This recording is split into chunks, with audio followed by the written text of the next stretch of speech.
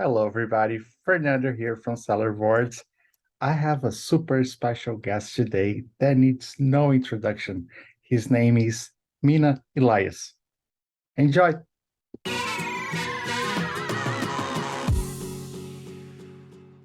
Welcome, everybody. This is Fernando from sellerboards, and everybody's like, "Who the hell is this guy talking?" Everybody wants to hear Mina Elias. Man, it's all good. Thank you so much for having me on the podcast. I know we went a little bit back and forth, but we're here and I'm ready to bring the value. Yes, everybody's very excited to have you here, Mina Elias. Like I said, you are a water divider. When you're doing PPC, there is like before Mina and after Mina. When you start to see what you do, it's a completely different world for you, for everybody. So thank you so much. I think this podcast is going to be amazing. Thank you so much for being here. All right, first question. I always start with this question. Tell us your story. Okay, my story. I'll give you the short version. So, I grew up in Dubai. I was born in Egypt, and I came to America in 2011 to become an engineer. Go to college for bachelor's, master's. So I did that, graduated top of my class, worked in corporate 9 to 5, new product development at a medical devices company, and worked my way up the corporate ladder. I started fighting MMA in 2013 and been training ever since. I train I train like 4 or 5 days a week, MMA. And Wait, that's a short version. Imagine the longest one. You went from Egypt to engineering to MMA to Amazon seller. yes. So wow. The Amazon seller part is coming. So in 2018, I was sick and tired of working corporate. I was unhappy with my life. I was waking up in the morning at 4:30, going to the gym, driving to work, working long hours, coming back. I didn't feel like I had a life. And so I just wanted something different. And I've always been passionate about supplements. And my dad asked me this question once while we're on vacation. He's like, "Man, you do so much research into supplements. Like, why don't you create your own supplement?" And that's what kind of got me into figuring out, okay, how can I create my own supplement? I got the powders, ordered them on Amazon from bulksupplements.com, mixed them up at home, started giving them to my friends at the gym. And they said, "Man, like, we love this stuff." And so I tried to sell it in gyms and supplement stores. It didn't work out. It was horrible, very low conversion rate. And so I said, I buy all of my supplements on Amazon. Like, let me get into Amazon. And so I decided to try getting into Amazon, figured it out, got on Amazon. That was 3 weeks after trying, 3 weeks after I decided to get into Amazon. I was able to list my product on Amazon. I sent inventory. 500 units was my first thing. And then no, actually, no, that's a lie. 100 units, $500 is what it cost. 100 units was the first thing. And then I ordered another 200 and then 400 and then 800. And I became fully obsessed with how to make Amazon work because it was my light at the end of the tunnel and how I was going to get out of this like 9 to 5 rat race. And so I became super obsessive. I consumed every piece of content. I was in the Facebook groups asking 100 questions a day, watched YouTube, everything, webinar, everything I could get my hands on. And I would learn something, implement it, implement, document, get the results. And, 6 months in, I got fired from my job. And that was the sign for me. I was like, okay, man, like, this is it. Like, what's the worst is going to happen? I can just go back to being an engineer and living a horrible life anyways. So I might as well try this life. It can't get any worse. And what engineer did you graduate in? Chemical engineering. Wow, chemical. Yeah, makes sense. Yeah. So yeah, it makes sense for the supplements.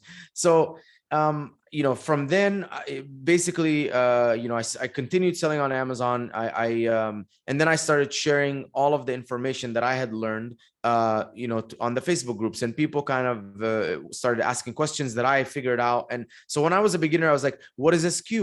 What does this mean? How do I create a listing? I didn't understand anything. And then 6-8 months later, I did understand stuff. So I started sharing back, and I'm like, people are like, what is SQ?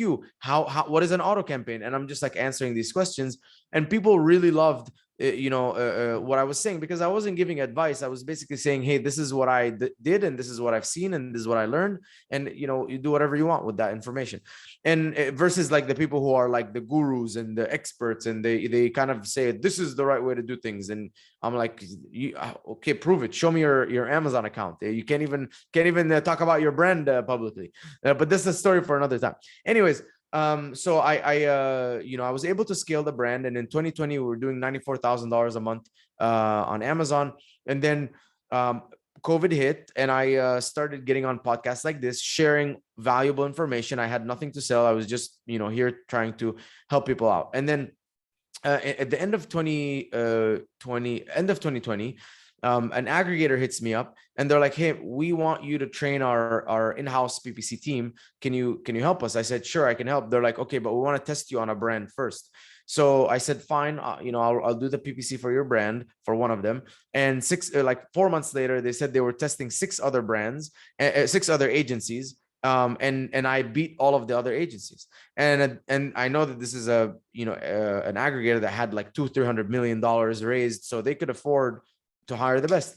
And so I was like, okay, maybe I'm good at doing supplements, but I'm really, really, really good at this PPC stuff. Maybe I should look into this as like something that I should do. And I know that people need help, and I've always been asked, like, Mina, I would love for you to run my PPC. Mina, can you please like do this? And I always said, no, I just want to focus on my brand. I don't want to run anyone's PPC. And so finally, in 2021, I decided to launch my agency, Trivium, which is a PPC agency. We partner with brands and we run their ads. And we've grown like crazy since then, like from 3 employees to 42 employees. We manage over 70 brands, and we're just trying to be the best and offer the most amount of value to brands and help them and help as many people succeed. And I'm sharing as much knowledge and value about PPC as I can, because I know that there's no secrets.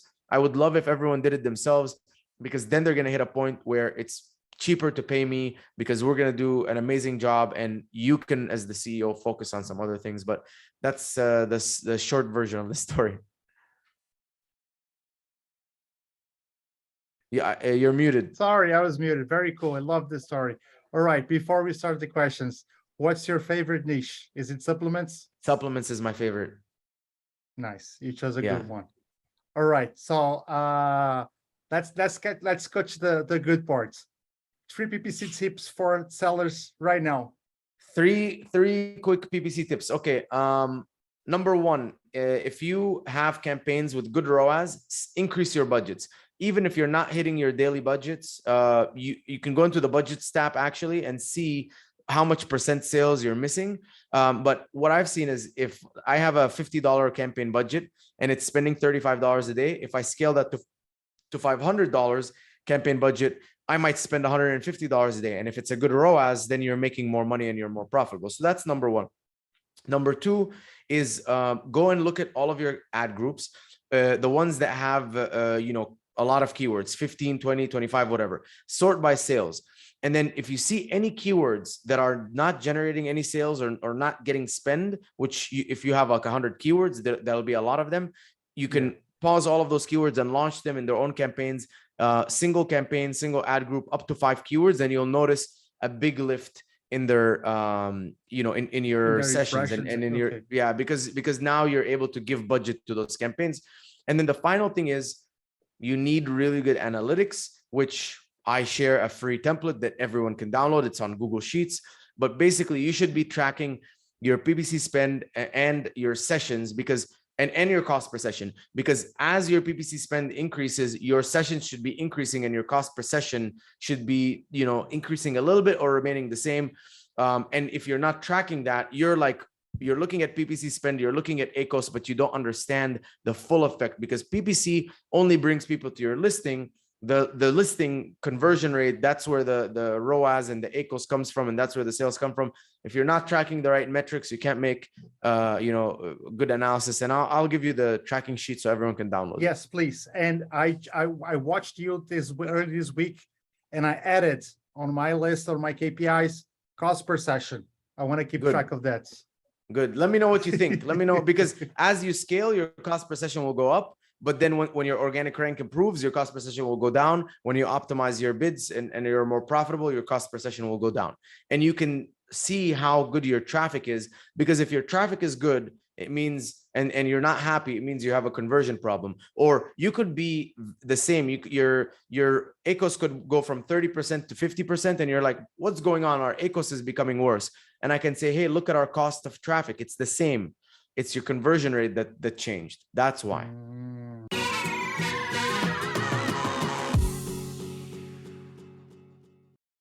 Spreadsheets or automated tool? AI automated tool. First of all, it's not AI. Stop lying. To every company software that says that they have AI, I would like to challenge you and prove to me that this is AI. Okay, because it's not, because you're lying. Because maybe Elon Musk has AI, but not you guys. So that's number one. I like to stay away on a serious note. I like to stay away from automation because there's certain tools, right? Atomic, PPC Ninja. There's a few of them that are good PPC tools, and it's not automated. You can just go through the data faster. So you can say, correct, show me all the keywords with spend more than $10 and no sales, and optimize the bids. Okay, and add as negatives. Duplicate keywords. Yeah. Add as negatives. Yeah, exactly. Things like that. Those are tools that are useful because they allow you to make, do what you want to do faster. But when you do automation, what happens is, first of all, if it's AI, you have no idea what's going on. So first, we can't even talk about it. It's a black box. You don't know what's going on. And they'll never tell you what's going on because it's probably marketing, and they just want to, tell you that there's some super magic that's happening in the back, but there's really nothing that they can do that a human is not going to do. So that's number one. Number two is, if you are automating and you have some rules, if the ACOS is greater than 60% in auto broader phrase, add that keyword as negative. What's going to happen is you're going to have a period like Prime Day, where 7 days before Prime Day, all of your ACOS is going to go up. Prime Day hits, your ACOS is going to shoot. Now imagine you killed all of those keywords that were going to convert. They're just going to convert less profitably. You end up losing your shirt because it's a computer. It's a machine that doesn't think, and it's just, okay, we're automating, so we're not going to think, we're just going to do. So even my team, I prevent them. We have a software analytics, and it's only one way. You can only read, but you can't do any push. Why? Because I want to make sure that it is impossible for any sort of like, oh, let's just, run this rule. Let's just do this thing, right? And then boom, you mess up an account. And what I've seen, we've taken over so many brands where we start running the ads and things improve, and then they go back down. I'm like, dude, what's going on? Like, why would that happen? And I go and I look at the history tab, and I see 10,000 changes happened yesterday at 12 a.m. And I'm like, that's weird. No human being is going to do that. Our company is all asleep. So we realized that there's a software making a bunch of changes and overwriting everything. Yeah. And sometimes we'll notice this. It took the bid from $1 to $4, from $4 to 20 cents, 20 cents to $1. I'm crazy. Like, what's going on? What's going on here? And so beware, guys. If you're going to use automation, you're going to use software, beware. Look at the history. Look at what's happening. And if you really can't keep track of, like, this is the number one thing with PPC. You're going to make a change, and you're going to evaluate the effect of that change. And then you're going to make another change, and then you're going to evaluate the effect of that change. If you can't evaluate the effect of a change, then like, how are you going to make better decisions? And with a software, when you're making 10,000 changes, how can you evaluate what you did? Versus for me, I can go in and I can say, okay, I'm going to lower the bids for everything that's above 50% ACOS, just from the 50 to 70% range, whatever, or the 70 to 100% range. And then I'm going to wait and see what happens. And maybe my ACOS doesn't change, but all of a sudden my tacos goes down, which means I'm more profitable. My spend goes down, but my sales stay the same. But my ACOS is still bad, right? Now what? Now I'm like, okay, what I did worked. When I lowered the bid for 70 to 100% ACOS, it didn't show in the ACOS, but it showed that my overall campaign, my overall account performance improved, including the organic. And then people will say, oh, well, that's the organic. I'm like, tell me one thing you've done to affect your organic. Nothing, because you can't do anything. Unless you're doing search, find, buy, you can't do anything. Unless maybe you're doing influencer campaigns or all of and driving external traffic, you're not doing anything. So don't pretend that you even have any control of the organic. The PPC is the only thing you have the control of. Organic changes too. And here's the thing that most people don't realize is that sometimes the organic is actually PPC, but Amazon is not attributing things correctly. So you're saying, okay, I increased my spend from $100 to $150 a day. My PPC sales used to be 500. They became 550. My total sales used to be 700. Now they're 1,000. And you're like, oh, well, PPC sales only increased by $50. That's not good. I'm like, so what else did you do that would make your overall sales increase that much? You didn't do anything. It must be the PPC. Let's cut it back down. We cut it. Yeah. We cut it back down. The total sales go back down. I'm like, tell me now, why did the organic change? And it's like, okay, you're right. And that's what we have to prove all the time. Is like, let me prove to you that as I change, my PPC goes up, my total sales go up. My PPC goes down, my total sales go down. And then people are like, okay, we understand that it affects it. Got it. Why do you use spreadsheets? What else are you going to use? You know, what else? You got to keep track of somehow. Yeah, you're either going to use a pencil or paper or software. and software doesn't have the full ability. So here's the thing. Let's talk about all of the different levers that we can pull on Amazon. Increasing bids, increasing budgets, increasing bid by placement, or like changing bids, changing budgets, changing bid by placement, adding negatives, launching new campaigns. I think that's it, right? And then sponsor brand display video, which is also like launching new campaigns. But for optimizing bids, you can download a bulk sheet. You can create a macro where you input the different things that you want to do and change it. And to this day, right, I'm able to optimize manually because there's not that much optimization that needs to take place. You know, people think it's going to be like thousands of, it's not. It literally takes me 5 minutes to optimize a product.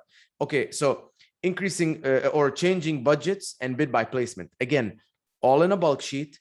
You can create a simple macro, or you can scroll and just show all of your campaigns with the budgets, sort by ROAS. Okay, I want to increase these ones. Okay, I want to decrease these ones. That's it. Takes 2 seconds. Yep. Launching campaigns that's the one that you need something for. And guess what? Most software companies, they can't do it the way you want to do it. So basically, if you click on keywords that are in the auto broaden phrase, search terms that are unique, that are profitable, and you want to launch them in their own campaigns, guess what? You can't do that. I mean, if someone can do that, let me know, but you can't. What you can do is you can add them to existing campaigns, but that doesn't help me if I already have 5 keywords in a campaign and I know that adding to an existing campaign is going to mess up, you know, you're going to lose budget from other keywords that might be doing well.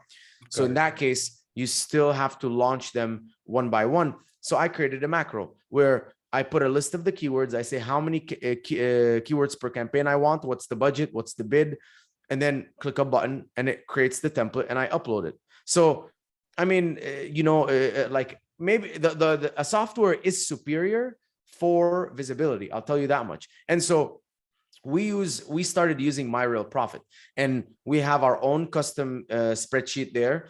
Now it shows us things like advertised product report. So for all of the brands that have, like, let's say 5 flavor variations, and we're sending the traffic all to the different listings, we can see which ads get the best click-through rate. And if we see that a certain variation has the best click-through rate, then we're like, hey, I'm noticing that the blue raspberry has the best click-through rate. I'm just going to send all the traffic there. Oh, I'm noticing that the mango pineapple has the best click-through. I'm going to send all the traffic there. And then we can test. So getting that data easily is nice.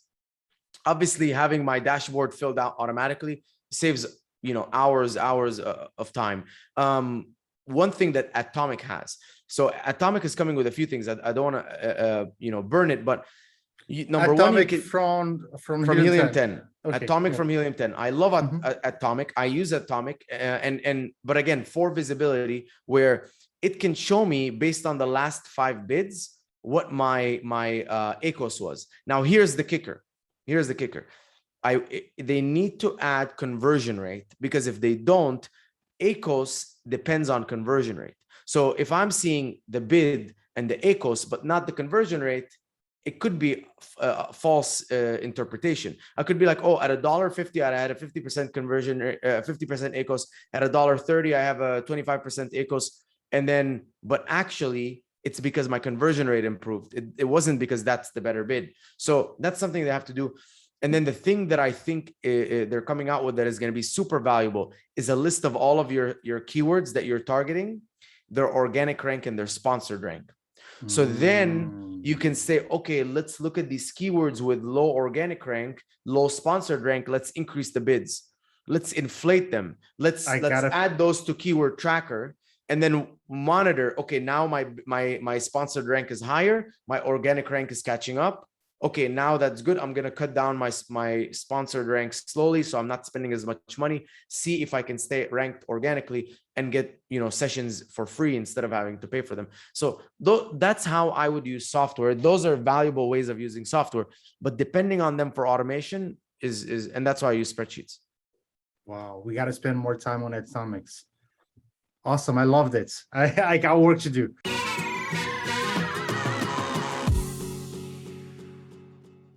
What do you see most people are doing wrong with PPC? Okay, I mean, this is gonna basically go back to like the audit. So we usually audit anyone who wants an audit. We audit their account and we look at the things that they're doing wrong, and we tell them how to fix it. So first thing is using portfolios. The way I like to use it, and I think is the cleanest. Some people I see have like portfolio for auto and for broad and all this stuff, and for branded. The easiest way is to keep the portfolio for the parent ASIN, so that you can just click on your different products and as a portfolio and see their performance. So that's now, if you want to see branded versus non-branded, the next mistake I see them make is campaign nomenclature. The way that we do it is we have a product code. So Hydrolyte and flavored is like HU dash SP for sponsor product, SB for sponsor brand, SD for sponsor space. So we know the type dash and do space dash space, so you can actually, it's searchable, because if it's dash, then you won't be able to search it. Very good tip. Then the type, a close match, loose match, complements, substitutes, broad phrase, exact, product targeting, category targeting. Those are all the different types. So have that listed. Then from there, the purpose of the campaign, is it branded? Is it ranking? Is it whatever it is, targeting this guy, targeting that guy? If you're like maybe targeting liquid IV, because we want to have a campaign that targets that competitor, have that, or newest arrivals, have that. Then the source of the keyword. So did it come from Helium 10? Did it come from the search term report? Did it come from data dive? Whatever it is. And so that's how we like to name the campaigns. And it's so easy to identify what's going on, and it's searchable. So I can show me all of my branded campaigns, how they're performing. Show me all of my category campaigns, how they're performing. And it's very easy to identify. Then the next mistake we see is we go into the campaigns and we go to the placements. And if you are performing really well in a placement, you'll see the three different placements: top of search, first page, product pages, and then rest of search. Rest of search just means everything that's not the top of the search. So if your top of search first page or product pages is ROAS is better and click-through rate is better than the others, you can increase the bid by placement by a certain percent, saying, let's say it's 20%. So you're telling Amazon, I'm willing to spend 20% more on the bid if you're going to show me in that position, because based on the data, I perform better at the top of the search first page, for example. That's the next mistake. The mistake after that, multiple ad groups. What I've seen is I set a budget, and if I have like $50 here, $80 there, why? I don't know. We can't control the budget per ad group. And some people might say, well, if you have a big enough budget, then you should be fine. And that's not the case. We still are noticing that you can have a $10,000 a day budget, 2 ad groups, and it just performs very weird, and like the performance is hindered, the split is different. So we stay away from that. And then once we're in the ad group, the number of keywords per campaign, the number of keywords in the ad group. If you have, for me, 5 is like a nice sweet spot. Sometimes you even need less if you have high search volume keywords. Putting high search volume with low search volume keywords, what you're going to notice is all the money is going to go to the high search volume. Even if you have $1 million budget, All of the money is going to go to the higher search volume. Nothing is going to go to the lower search volume. That's just what I've seen. You can test it out. Anything that I'm saying, guys, test it out. I'm an engineer. I'm a scientist. You can go test my theory and then, you know, change one thing and then tell me, Mina, I tested this. This is the result. So if you have a lot of keywords in a campaign, sort by sales. Everything that's not getting any sales, anyways, doesn't matter. Pause it, launch them in their own campaigns. Then we go into look at the search term report, identify anything in auto brought in phrase that is like has a high spend and no sales or a very high ACOS. You can add those keywords as negative. That will save you a lot of bleeding. The biggest problem is people don't check that regularly enough, and they don't check good enough intervals. So you need to check intervals, and you can always go. So you can check like last 30 days, add as negative, and then every day look at last 30 days, because today the keyword could have spent $1. Tomorrow it could have spent 10, and that puts you over the threshold. And so if you're not always looking back far enough and taking into account the new changes, if you negative a keyword, it should just cap. So you're like, okay, it's already negative, we don't have to worry about it. But it could be that yesterday it spent $2, today it spent $10. If you look, if you don't look at the right date range, you're not going to catch it. And then the inverse of negative keywords, which is we look at like keywords that are profitable, but they're unique. So a big thing is people will find keywords in auto brought in phrase search terms that are profitable, good ACOS. What they'll do is if they're already being run somewhere else, they'll create a new campaign. And what happens is that keyword that's already performing well, you might launch it again with a higher bid, and that one drops. So the sales will fall. So you lose the sales here, and you're not guaranteed to get the sales here. And so that leads me to the final mistake that they make, which is that when they find a keyword in a campaign, like an auto campaign that's profitable, they will take it to put it in a new campaign and pause that keyword. My God, don't do that. Campaigns have history. Yeah. And what happens is you are not guaranteed to make sales on that new keyword that you just launched. So what happened to me, and it hurts me, is that I paused the keyword, lost money, and then launched it, and it didn't make any money. And I said, why? It said the same cost per click. It said the same everything. And it's because that's the Amazon algorithm. It's not controllable. It's not in your control. Campaigns you could do everything. It's human behavior. It's super randomized. In this campaign, it could be showing between 12 and 2 p.m. In this campaign, it could be showing between 8 and 9 a.m. And that's a bad time for that. Who knows? We don't know all the nuances of the Amazon algorithm. So if something is working, just don't kill it. Don't pause it. And I obviously learned that the hard way, because on YouTube, they say, oh, you're going to migrate or you're going to graduate the keyword from one campaign to another. And I'm like, bro, please don't do that. Please don't pause a keyword that's working, because it's going to hurt you. So those are some tips, man. Hopefully that's useful stuff. Question for you. Do you like to do top of search adjustments like 100, 200%?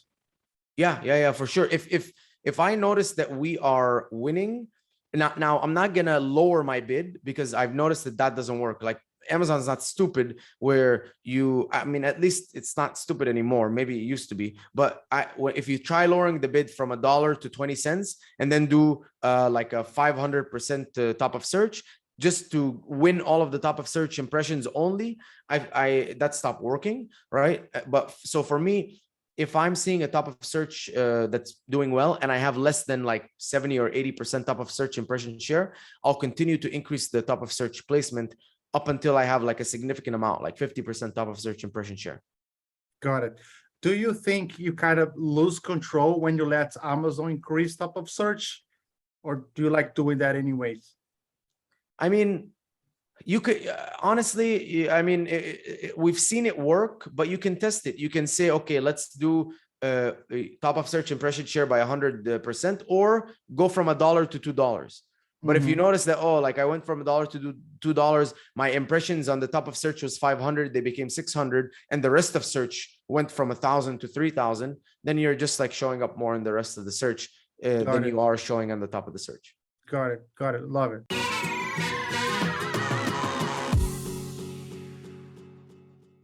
I wanted to ask you about DSP, and I wanted to talk to you about, because Amazon is showing the sponsored display outside of Amazon too. So sometimes, and when you look at the DSP dashboard, it looks like a sponsored display. So No, it doesn't. No. I can share with you right now. It looks completely different. no, I mean the ads, not the dashboards. And my question is, when is the point that a brand should start doing DSP, and why is it better than sponsored display? Okay, good question. Sponsored display is like a bicycle with like the two things on the side so you don't fall.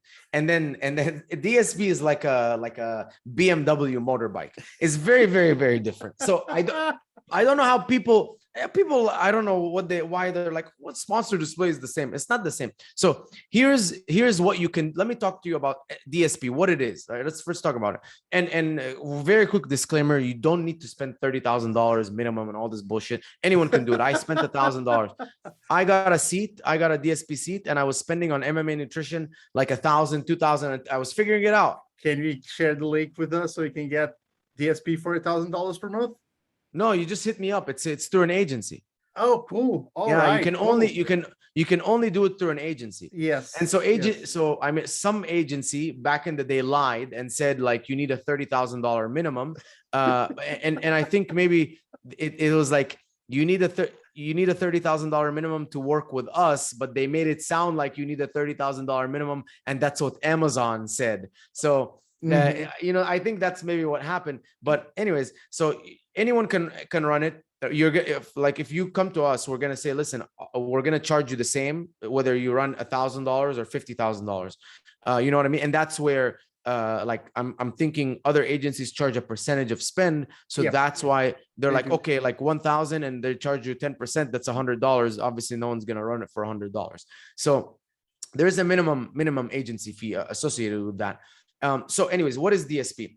Now, DSP is Amazon's demand side platform where you can utilize Amazon's audiences and first party data. So you can get audience information like show me or create an audience for everyone who's purchased my product in the last year, everyone who's purchased my competitor's product in the last year, everyone who's visited my competitor's product in the last year but hasn't purchased from them in the last 30 days, something like that, right? You can create these audiences and you can target people on and off of Amazon. So you can target, you know, on Amazon.com regular. You can target on IMDb, which is also owned by Amazon.com. You can target on the mobile app or on the mobile web, or you can target on third-party sites and Amazon's publisher sites. So you know, whatever, like think like Men's Warehouse type. Men's Health. What is it called? Men's Health, right? Yeah, Men's Health, Men's Fitness, whatever it's called. Think of like those kinds of publisher sites. And so what you can do is, so for me, like what I'm building a strategy for a brand, this is what I'm doing. Let's say like a regular supplement brand. I'm saying, okay, we're not going to test off of Amazon. We're going to focus on Amazon because we know that people who are on Amazon are really interested in buying. And we're going to segment people who are shopping on the desktop or on the mobile app or on the mobile web. And obviously those are the most expensive places to advertise, but it's the best ROI. That's why they're so expensive. And then we're going to build some audiences. So I build this funnel, right? And the top of the funnel is cold. The bottom of the funnel is warm. And cold means they don't know you or they're, you know, whatever. And then warm means they're ready to buy. They've seen you, they're familiar with you. And so the bottom is loyalty. So everyone who's purchased from me in the last year, but hasn't purchased in the last 30 days or 90 days. Let's remind them, hey, come on, man, you purchased from us, like come back. And then we move to retargeting, or we can move to like cross-selling actually before retargeting, cross-selling. Everyone who's purchased from me this product, but hasn't purchased, you know, anything in the last 90 days. Let's say like you're selling a men's wallet. It's like, hey man, we have this other men's accessory that is cool for you. Like, are you interested? We have this cool men's glasses, whatever, you know, something like that. So cross-selling. Then we move up to retargeting. Everyone who's viewed me in the last 30 days, but hasn't purchased me or my competitors. So I'm like, okay, this is someone that showed interest, but hasn't purchased any of us. Let's remind him, hey, I exist. Then we move up, competitor targeting. Everyone who's either viewed or purchased. These are two different audiences, but let's say everyone who's viewed my competitors in the last 30 days, but hasn't purchased from any of us in the last 30 days. So they're still on the market. They haven't purchased. Then we move up people, complementary products. So yesterday I was talking to a guy who sells a vitamin C mask, right? Clay mask. And I'm like, dude, we're going to target this vitamin C serum that is doing $1 million a month in revenue. We're going to target everyone who's purchased from them, but hasn't purchased like something like one of your competitors, because they're interested in vitamin C serum. They're interested in vitamin C mask, clay mask. So that's another level. And then we keep going up, like in market, people who are in market for that product. And we build it up. Now, the low bottom of the funnel is going to have amazing return on ad spend, but it's a small thing that's going to dry up quickly. So you have to build the top of the funnel. So, and I would say you should be evenly segmented. So $2,000 for loyalty, $2,000 for retargeting, $2,000 for competitor, $2,000 for complementary product, and so on. And 2,000 is just kind of like a minimum that I would recommend in ad spend. And your goal for everything above retargeting is just to bring clicks, new clicks. So people see you and they click on you. Boom, you caught them. Now they go into your retargeting funnel and you continue to retarget. And anyways, by the way, anyone who views, so your competitor targeting, your complementary product, all of these targeting that's not retargeting, all of them are going to have a horrible ROAS, because your retargeting is the one that's going to take all of the credit when they purchase. So only look at click-through rate and detail page view rate as your main KPI for anything above retargeting. And then for retargeting, when you're looking at ROAS as a metric, but you're also blending the entire thing. So you're looking at the retargeting, the competitor targeting, you're summing the total spend, you're summing the total sales, and you're coming up with the total ROAS based on all of the ads levels that you're running. And that's where you're like, okay, truly, I am spending 10,000 and making 30,000. But it's gonna look something like you're spending 2,000 on retargeting and making 28,000, and then spending like 8,000 on the other ones and making 1,000, and it's gonna be like a horrible ROAS. But in reality, if you look at it combined, you're doing well. And the good thing is, number one, like look at your new to brand metric. If your percent new to brand is good, I would say like 20% or more, you're bringing new people like that have never purchased from you in the past. You're bringing them into your audience. So that's a benefit, of DSP. But also keep in mind that your ROAS on regular PPC is going to be better than it is on DSP. So DSPs, the ROAS is going to drop, but you are going to be able to scale your total revenue. And honestly, that is the truth. Is if you start on Amazon, when you first start, your ROAS is going to be horrible because you have no reviews. Over time, you're going to have a nice, beautiful listing. You're going to have good reviews, and you're going to hit a peak with your ROAS.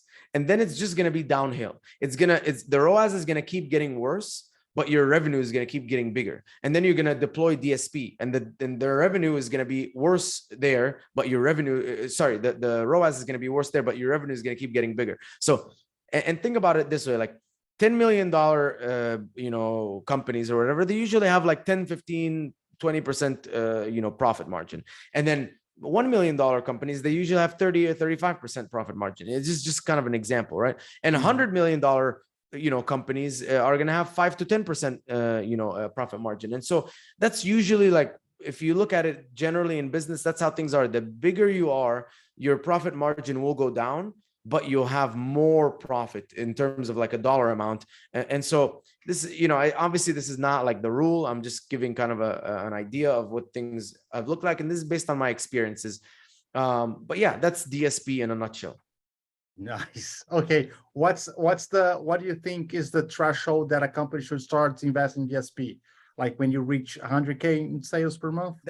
There is no revenue threshold. If you have a good conversion rate, if your PPC is converting well, if you're like spending more on PPC and you're like really kind of like starting to stagnate, that's when you should go for DSP. It's not at a revenue number, but if you have a good conversion rate, you're gonna do fine. But you should I would say honestly, like you're selling at least 1,000 units a month. That would be the bare minimum. Okay. At least 1,000. Anything good. Under 1,000, you're definitely not tapped the full potential of PPC. But then as you scale that PPC and you start noticing that you're slowing down a little bit, the DSP can bring new audiences to your listing. And by the way, guys, you have to do DSP with an agency. So I recommend Trivium. Just hit up Mina and start DSP now. Do you want to talk about your weekly process for managing PPC? Yes. Okay. Thank you for bringing that up. Man, You're you're asking welcome. all the right questions. It's almost like someone told you to ask these questions. No, I'm kidding. Okay. Weekly process of managing PPC. What I like to do is I fill out my analytics sheet and I can see week on week what's happening. Now, I usually set one goal. My goal is to either scale or to optimize. When I'm scaling, I'm increasing spend, increasing revenue, but my profit is going to go down. When I'm optimizing, I'm now, cutting down on the spend, anything that didn't work, all of the inefficient stuff. And I'm getting, hopefully losing only a little bit of revenue and getting more profit. So I'm picking a goal. And usually, like, I'll start with scaling, right? Because that's what's going to make you more profit at the end of the day. And for 2 or 3 weeks, my goal is to scale. Now, when I'm scaling, I'm looking in my analytics sheet that week over week, my PPC spend goes up, my sessions go up, my unit session percentage and click-through rate kind of stay the same. They don't like tank or anything. My cost per session is going to go up a little bit because I know that the traffic I'm sending is not going to be all qualified. My sales are going to go up. That's also because if my conversion rate's the same and my sessions go up, my sales should go up. And then my profit, I'm expecting it to go down a little bit because basically scaling is you're testing new keywords and all this stuff, and you don't know, some of it's going to work, some of it's not going to work. And then the actions that I'm taking on Amazon to do that is I'm increasing bids for keywords that are profitable. I'm launching new campaigns. I'm increasing budgets. I'm increasing bid by placement. And potentially launching sponsored brand display and video. There's a pitfall there. What I've seen is when I've launched sponsored brand display or video or whatever, brand or display, video, headline search, all of these things, what I've noticed is that a lot of the times it's the same people that are clicking on 2 ads. So it's costing me more money, but not generating me enough new sessions or new revenue, which comes at a loss almost. And so I only try and use sponsored brand display and video, those kind of things, in areas where I'm not ranked organically and I'm not ranked in sponsor. Maybe it was too expensive or whatever. And I test a different type of ad, which is the sponsored video. And maybe sponsored video is going to be more effective than running PPC, only in those specific keywords. And you have to be tracking your keywords for you to know where. So those are the actions when we're taking in terms of scaling. I'll take those actions, increase bids. How much do you increase bids by? 10 to 15 cents. I don't like to go any more than 15 cents. Even if it's a $3 bid, I just want to slowly inch my way up. I'd rather do it a few times a week instead of like a huge uncontrolled increase. When I'm increasing budgets, I always like to increase by as much as possible. If it's profitable, it should make me more money. Bid by placement, I'll usually do 20 to 30%. Because I don't want too much of a scale. So 20-30% bid by placement. That sounds very reasonable. Yeah. So those are kind of the main actions that I'm taking. Oh, and launching campaigns. And I try not to launch a crazy amount of campaigns, maybe 10 campaigns at a time, and monitor and see what happens. Now, when I'm trying to optimize, I'm looking to see that my PPC spend over time is going down. So PPC spend is going down. Sessions are not dropping that much. Conversion rate is improving. Click-through rate is improving. Sales are not dropping that much. Cost per session is dropping by a good amount, and then profit is increasing. So those are my metrics that I'm tracking on my analytics sheet. And over time, that should happen more and more. And the actions that I'm taking there is the opposite. Lowering bids. I don't touch the budgets, right? I only lower the bids if the budget, keep the budget high, because you can control how much you're spending through the bids. Lowering the bid by placement that didn't work. So maybe I'm like, oh, this is a good one. Increase by 30%. Now it's bad. Bring it back to 0. Then I'm adding negatives. So I'm going into the search term report, identifying all the auto, broad, and phrase campaigns, sorting them by the keywords that have high spend. For me, for a $30 product, it's anything above $15 and no sales, or anything that's over an 85% ACOS. Taking those keywords, adding them as negatives in that specific ad group, not in all ad groups. because, you know, it could do bad in this one and could do amazing in that one. And then, if there's sponsored brand display or video that I had launched, and I'm noticing that, hey, since last week, spend went up, you know, by like $100, and then total sales went up by $100. That's a 1x ROAS on those, right? I don't care what it tells me when I look at the sponsored video campaign. It says it's a 6x ROAS, 7x ROAS. I'm looking at the net effect of spend and sales. And so if that happened, then I'm cutting those down, and those are the levers that I'm pulling. And that's honestly everything that you can do. Then there's like all the little things, which is like you can try ranking for organic, and you can do this and that. But those are that's my main process. If I'm scaling or if I'm optimizing, I have a single goal, and I try to, you know, scale for 3 weeks, optimize for 3 weeks. And I try not to go back and forth too much, because I also notice that there's a delayed effect. So it takes a little bit of time for you to notice the like outcome of your actions. And that's it. Wow.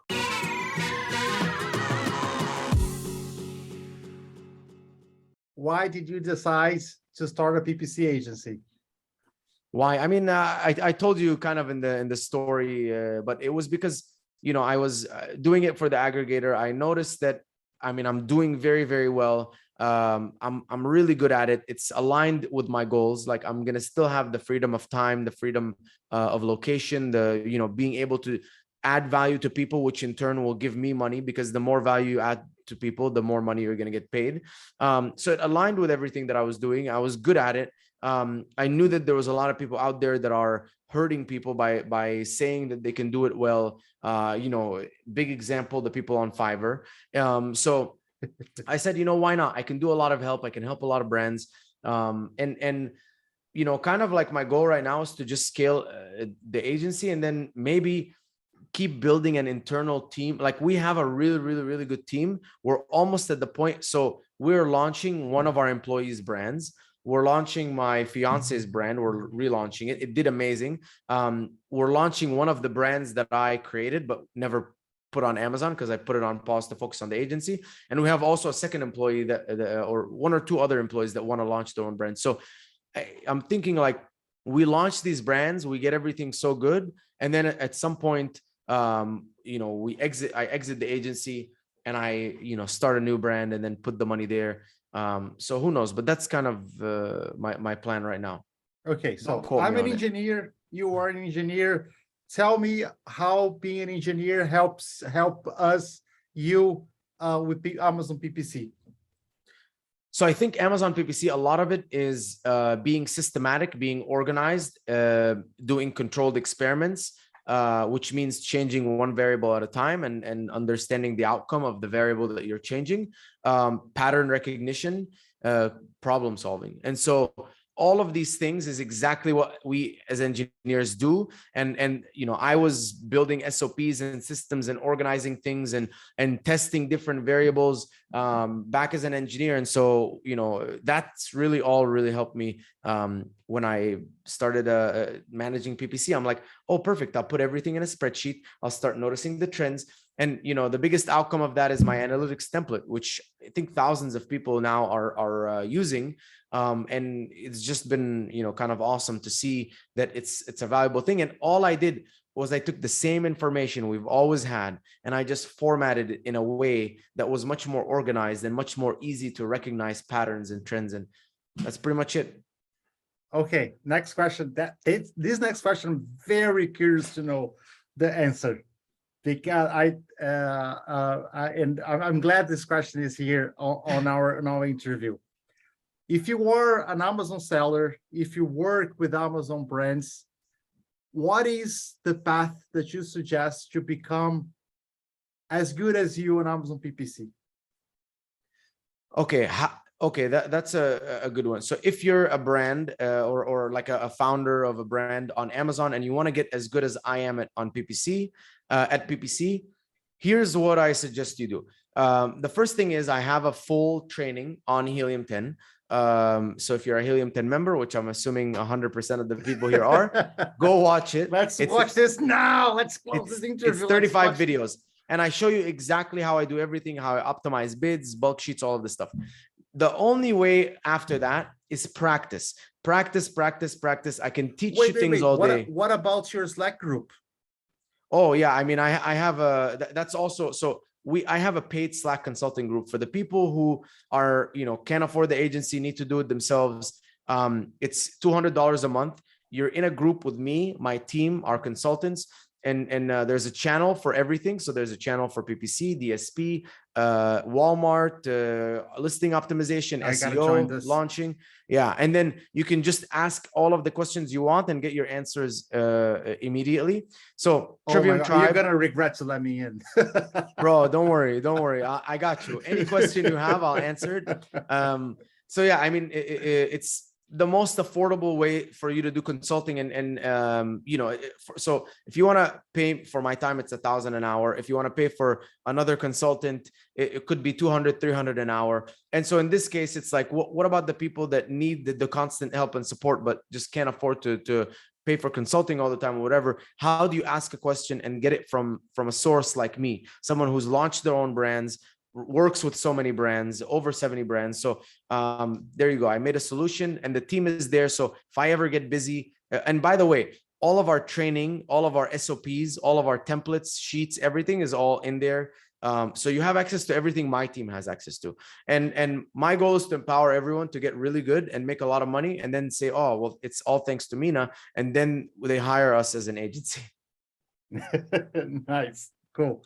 Love it. Yeah. Mina, what's your biggest win in business?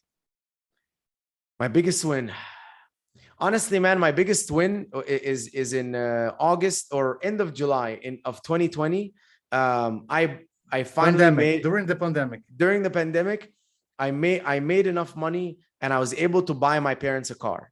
And they're in Egypt, and they were always complaining about like public transportation, all this stuff. And you know, listen, like I've done crazy things. I've spent thousands of dollars at super fancy restaurants. I've flown, you know, private, rode a helicopter, stayed at a hotel that costs $1,500 a night. You know, like I did so many things, and nothing feels as good as like when you know, give the people you love like something, like a gift to, yeah, give back to them and take care of your family and stuff like that. So that was, I still have that video saved on my phone when it was a live reaction. We lied to them and I said my cousin bought a new car, so they all went to like see the new car, but it had like a big bow on it and it said like my parents' names. It was really cool, man. And that's my biggest win, honestly. It was back then, because you know, it was a lot like for me to save up to buy a car, and now obviously it's like easier, but that was, yeah, it's still to me like one of my favorite moments from like being an entrepreneur. Wow. Okay. And what was your biggest struggle in business? My biggest struggle in business, I mean, I've had a few, right? One of them was like learning to let go. The first one was like learning to hire good people. And it was so hard for me to find, I just didn't know how to hire and acquire good talent. I finally was able to figure it out. And so that was the biggest challenge. The second biggest challenge was learning to let go, and learning that like, you just have to give it to people, let them do it. And you know, not even give them SOPs. Like SOPs is one thing, but I'm talking like, you just hire someone, you tell them the mission, and then you're like, listen, man, I trust you. I can't, you know, watch everything. You have a scorecard, you have, you know, this is your KPIs you have to hit, and that's it. And then you let them run with it. And now there's so many things happening in the company that I don't even know about. And it's, you know, it's just because that's it. I've hired the right people and put them in the right seats. And then I think another one, the third and biggest one was I never hired the right consultants.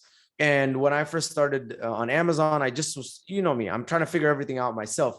But the biggest life hack ever was to find people that have accomplished what you want to accomplish, and then just pay for their time to teach you how to do it. And I've been able to do that with so many things, with accounting, with marketing, with finance, with operations, you know, with taxes. I'm just hiring these people. I'm like, hey, I just want to pay for your time. Spend an hour with me. In that hour, you're going to show me everything. And then, you know, hour. Next thing you know, I know how to do what they're doing well enough that now I'm confident in like hiring someone, delegating them, but I can keep them accountable because I understand it. Nice. Love it. Mina, okay, our time is almost up. So last tips for sellers 2022 holiday season 2023. What do you have like any final words for them? Work hard, never quit. Before a week before Black Friday, Cyber Monday, you should be lowering the bids, and definitely on Friday, Cyber Monday, lower the bids a lot because you're gonna have a lot of window shoppers. It's amazing to make more money, but it's horrible when you notice that you've tripled your sales, but you lost money or you broke even because of how much money you spend on PPC. So lower your bids, prevent the overspending on PPC, and keep profits, even if that means less than sales than you would actually get. Profit is what matters. Okay, 2023. Are you expecting a recession, something that we should be worried about? No, I Nope. I don't expect anything that anyone should be worried about. I think you should just keep trying to make your product the best solution possible on the market. If you do that, you shouldn't have a problem. Amazon's not going anywhere. People are still spending tons of money. If you're not making money, it's because you're not adding enough value.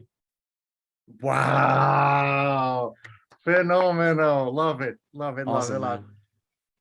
Guys, this was Mina Elias. Thank you so much for being here, Mina. Thank you so much. We don't know how it means for us. We're super excited to have you, and we just an explosion of value. I'm gonna have to watch this video like 4 times in 0.5 speed so I can catch up all the details. I love it, man. I love it. Hopefully this was useful for everyone.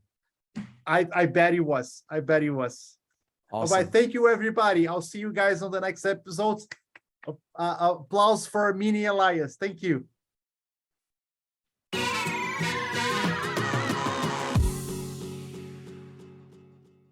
And that was our interview with Mina Elias. Again, Fernando here from the Sellerboard channel.